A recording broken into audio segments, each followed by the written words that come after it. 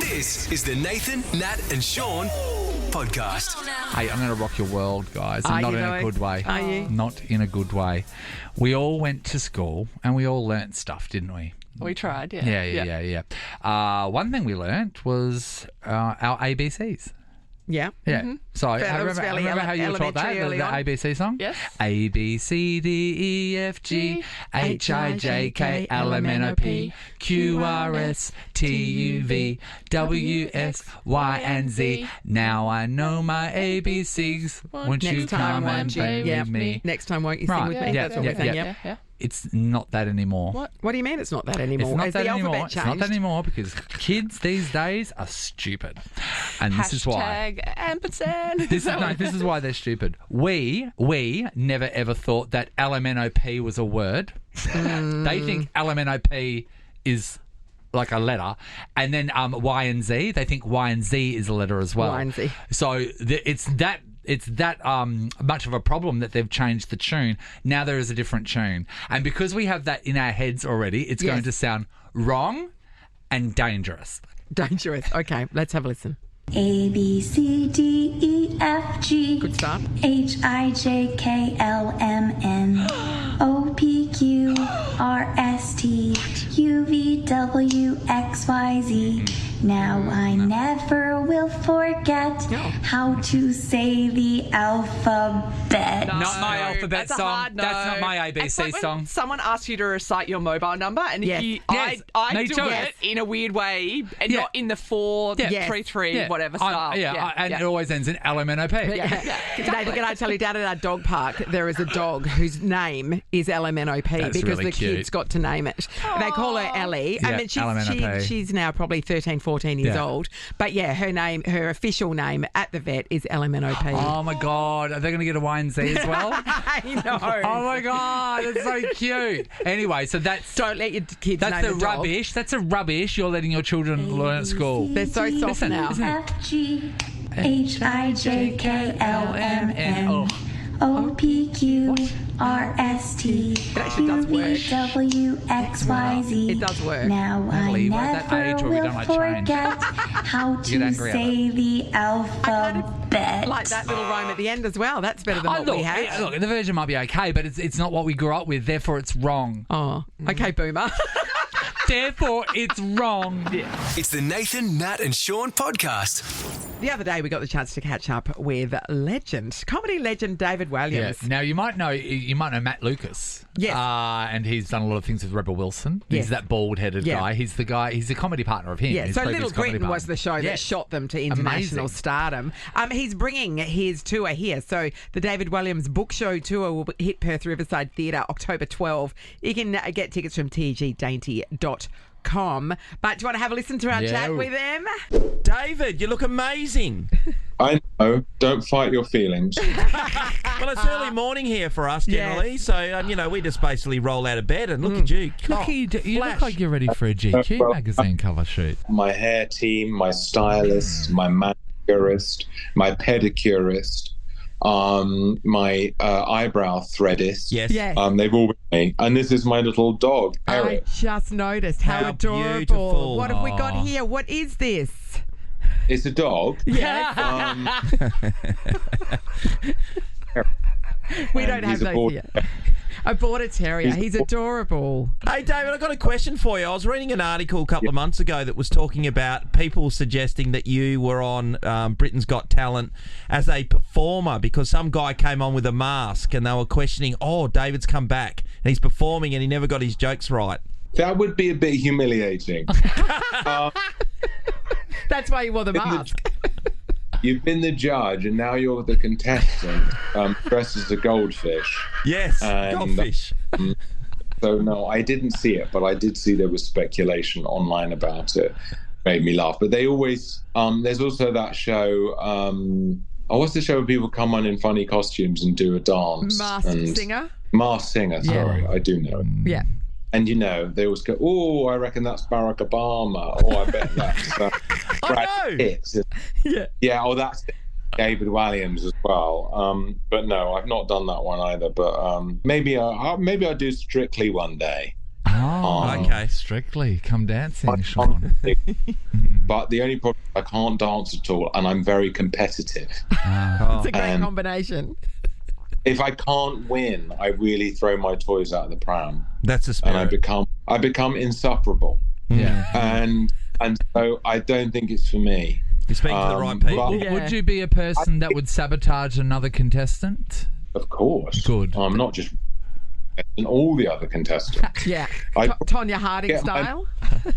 My mum bring in some like homemade cakes, and then I'd put laxative pills in all the cakes, and so they would eat them before they dance, and they'd all have terrible accidents. That's my. So you really have thought it through already. Yeah, you're good to go. Now, is there any love on this panel? Is anyone married to anybody? Is anyone spooned? You did say Um, love. I am married, but I won't go Not to us, that though. depth. Yeah. Yeah, I've got. A couple or anything? No, like that? no, no. No. We We've tried. have one We've night. tried. We took each other as Yes. lovers. Yes. But Just a quick episode as a throuple, but it didn't work it out. didn't work out. There's a lot of You've limbs. got to try these things. You do. You know. You got to see what But happens. ultimately, someone gets a bit jealous that they're not getting the. Yeah. Yeah, The- that's why I would never be in a threesome, because I know I'd be the person on the side of the bed holding people's stuff. And, I just Everyone's don't got want the their role, rejection. Nathan. Everyone's got their role. That's right, Oh Natalie. my god, I'd be so. All the time they'd say, "We need some more drinks. Can you go to the bottle shop?" While they're going to town. You would have had heaps of threesomes, wouldn't you, David? Well, it's Well, it's Yeah. it's what they eat. They're eating their crumpets while they're listening. So Yeah. it's fine. It's all fine. how is life on Earth? I remember last time I was there, it was very, very, very hot. Yeah, well, we've turned into winter Yes. at the moment, but it'd still be delightful when you're down at the Riverside Theatre. Yes. It'll Well, be you're nice coming and in beautiful. October. October's a nice time. It hasn't. Yeah. It's not too hot, but the worst of the winter, where what we call winter, has calmed down. So we've had a bit of wet and windy couple of days, but by the time you get here, it's going to be delightful. I'll bring the sunshine. Oh, yes, you as will. always. As he would. Yes. As he would. Everywhere I go. Yeah. No, I'm really looking forward to it, actually, because we last time I think I was in Perth was for the Little Britain live show in 2007. I have been back to Australia, but I don't think I've been back to Perth since. And we did have such a great time because the audiences were so up for it. And I just think Australian audiences are more up for it than anyone. Any other audiences in the world. Yeah. They're also unshocked. Yes. Yeah. We have no morals. Yes. So That's clear. yeah. Last time I was over, I went to see Jim Jeffries live. Oh, Hilarious. wow. Yes. So funny. Even I was quite shocked. I never laughed so much, but I was just like, whoa, I didn't know you could say that. I've been an audience of people just having a good time and no one cutting or anything like that. People had come to see something outrageous and they got something outrageous. It's the Nathan, Nat and Sean podcast. Yeah. We're talking about lying. I mean, like Sean said, he was sick Yep. and then he was out and about all weekend. It's Spotted so by funny, people. the fact that this guy, he went for a job and he thought that maybe he wasn't going to get this role. He didn't have enough experience, so then he lied about being gay because his the employer said that he's going through struggles with his own son because he's gay, and that's how he got the job, and now he has to be gay forever at work. My mates at university had this group of friends who were going for a lease. And the house was beautiful now. Yeah. It was too beautiful for university Yeah, students. one of and they those knew that. unicorn houses, It's yeah. gorgeous. Beautiful gardens and all that sort of stuff. So he said to me, "Hey, can you come with me and can we pretend we're a couple so we can get the lease?" And I said, "No worries." Because they're going to pick a gay couple There over, was so much over a bunch of single guys. So me and Mark went there, and there was so much hand holding. there was a bit on there. He goes, "I'm going to do this thing in front of them," and I said, "Yeah," because I'm pretending there's something on my face, like an eyelash. Oh, and he yeah, went, cute. "You just got an eyelash." And he goes, blew off my face because he thought that's very intimate. So then we got to like this sunroom area, which would have been like they had so many sick parties in this place. But I went to this sunroom area in which he said, "Oh, Nathan, this would be perfect for your art studio." I said, "Yeah, it would be, wouldn't it? It's got a really lovely natural light, and we're being Yeah. so polite." Anyway, he got the lease. They wrecked that joint. And that's the It last was time so you had any bad. physical contact. Yeah, which is that was nice. it. That was it. You That was think it. clearly. Sophie's in Rolling Stone. Hello. Hey, good All right, Sophie. Soph, did you tell a lie that you then had to sustain? It was my best friend's wedding earlier this year, and you know how when you're at weddings, everyone asks you what you're doing with your life, and I didn't really have an answer, so I told everyone that I was moving to France, and now I'm going at the end of the month. Oh, so it came true. Or you're doing it so you're not being called a liar. Yeah, what is it? What? So did you have before this, did you have any aspiration to move to France? Well, I just got back from holidays from France. Yeah, right. And you're like, it was really nice. I could live there. And so that's what just to sound more interesting, you told people that. And now you're going to do it. Yeah. What are you going to do there? Yeah. I don't know. It's kind of She's going to, you know what? She's going to live her truth. So she's not a liar. She's going to eat croissant. So can you speak French, Soph? a little. I've signed up to a school, so I'm going to go there and learn French for a few months. Great. If I can get the job. How old are you, Soph? How old are you? I'm 28. No, that's the time to do it because you get stuck in life otherwise. Do you know, are you going to go to Paris or do you know where you're going to move to? I'm going to go to Lyon. Oh, lovely. What are you doing? Do you know anyone? Do you know anyone? I know a couple of people, so we'll see how it goes. So you're literally just jumping into the abyss and go, I'm going to go and live in France because you lied about it at a wedding. Yes. To be honest, though, I like your chutzpah. It looks great. Emily's having a great time there. Indeed. Emily is loving it. New series out soon. So when are you going? End of the month. Okay, when you get there, can we speak to you? I just want to know what you... The reality. I just want to make sure you're okay. Can we speak to you? When you get settled, can you contact us? Yeah, definitely.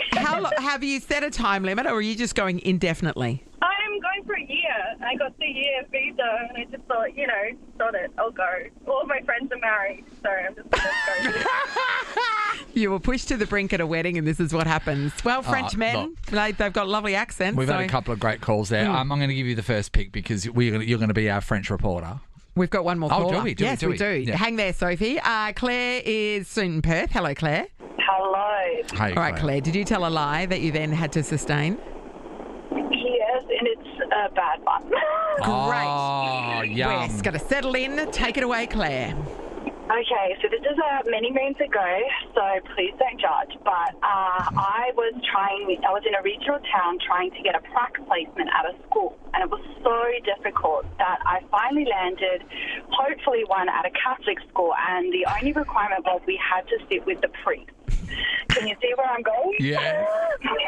So one of the big things was that they preferred someone of obviously Catholic faith. So I lied and I told them that my parents were Catholic but were not practicing the religion. Yes. But I really wanted to get back in and just be a part of the roots of it. Claire, this is the worst lie of all. They offered me the spot, and I was so petrified that every break I got, I sat with the religious teachers, because obviously we didn't teach it, to learn as much, and I got the kids to teach me as much as they could, so when we had to go sit in, I kind of knew what to do.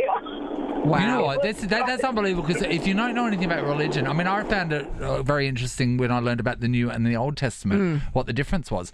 It's so layered. Oh, there's a lot. They're so layered. But here's a fundamental part of it. Lying to a priest is bad. Like, I'm no expert, I'm no theologist, but lying to the priest's face. But then again, Google pretty priest. bad. I know, that's true. Google priest. That's true. It's the Nathan, Nat and Sean podcast. Our very special friend Maggie Dent joins us now. She's got a new book out and she's threatening us. This is her last. Can't be true now. Done. It's called Help Me, Help My Teens, supporting our teens through tough times. Maggie Dent, good morning. Good What do you morning. mean it's your last, Maggie? What are you Yeah, doing? no, done. No, I have to, you have to move on and let the next generation of wise people Have you come run out of forward. wisdom? No. She's run out of biros. No, I'm gonna write fiction. Are you? Are So you? much easier. Come on. What's so that? much work. What are we thinking? Well, I would About a like boy to write, wizard? No. I'd like to run the story, run some fictionalised version of a country celebrant, because the stories I have from funerals and weddings with tiger snakes and bushfires would be so fun. Yeah, that's It would great. be. Sounds like a movie on So a the country march as well. celebrant. Yeah, what a... no, like we've done that. A crime-fighting country celebrant? No, not that one. But then I also have one I want to write because I taught in Mirrabooka Senior High School, which was one of the toughest schools in the state, for 12 months when I was about 24. And oh my God, compared to a country high school, the stories that nobody would believe, and they deserve to see the light because it wasn't the students that were the problem, really. It was the world around them. Hi, Maggie. Oh, wow. I had an idea about a movie plot the other day. Yeah. We were speaking with Andrew Gaze. Yes, and we were. He was because Sean was under the understanding that the American basketball team, all the big stars, were staying on a cruise ship. He said, no, they're actually staying in a different place, and they're catching the train each day, and the train's being shut down, and the only people on it are the American basketball team. And I said, oh my God, wouldn't that be amazing if someone knew that was happening, and then they were to hijack the train and then ransom the American basketball team? Whoa. How good would that be? Yeah. No, you need to write it too. Yeah. But Get off I'm your a butt. marriage celebrant. And I'm on there going to do a wedding, and then I uncover it. So it's weird that you're doing a marriage celebrant one too. It's very good. It's just weird. I love it. Hey, and Maggie, your book is fantastic because I was just thinking about it. So I've got a couple of teenagers left. Well, I've got 3 actually, but the 2 youngest ones. Never give them any slack for being teenagers. And in fact, my wife's away, so I can say whatever I want at the moment. But Because it'll never get back to us. No, never get Go back to ahead, us. Sean, go. Every day she's teeing off on one of the boys because he's not organised and or cleaning his room. And I know we've had this conversation before, but all they get up is, they make groaning noises, they eat, and that's all they need to do at this point in time. Do you need to hassle them out? Oh, look, it's one of the pet hates that, particularly boys. So what's the problem if I've got a floor drape? And then there's a bit of a reason behind the reason that they've got all their clothes on the floor is because when Mum packs it away into the cupboards, they don't know where anything is. So when it's on the floor, they find it easier. So I love the pragmatism of that. So for me, if I was going to stress every time out of, I had 3 boys in, adolescent years at the same time, I would have destroyed the relationship, but I would have turned the house into a nag fest. So I just shut their door so I couldn't see it. Yeah. And they've all turned up to be really decent humans. So I guess we've got to look at, I want you to save all your energy for the big stuff, which is what's in the book. And I want you to keep thinking, do they feel safe here? Do they feel loved? Because what we know is the number one thing that your teen or anyone else's teen needs to get through this journey, which is tumultuous and bumpy for all the right reasons, is do they have one safe person who could be a safe base when they muck up? Yeah. Have they got someone who's going to love them no matter what they do, crash your car, get caught with the bong, whatever? Have they got one person? So the untethered teens don't have anyone.